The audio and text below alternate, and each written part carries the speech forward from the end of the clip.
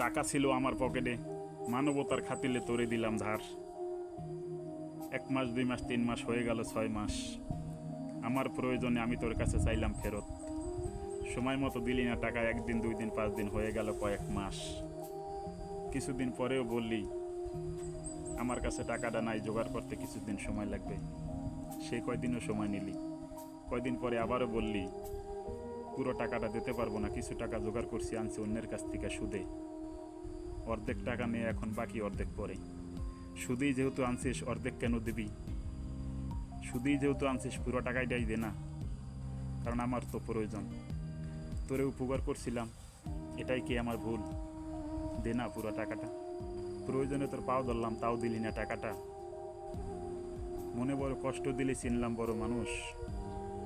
ছন্দে ছন্দে কথা বলতে পারি না, কিন্তু যেটা বললাম এটা আমার ইতিহাস।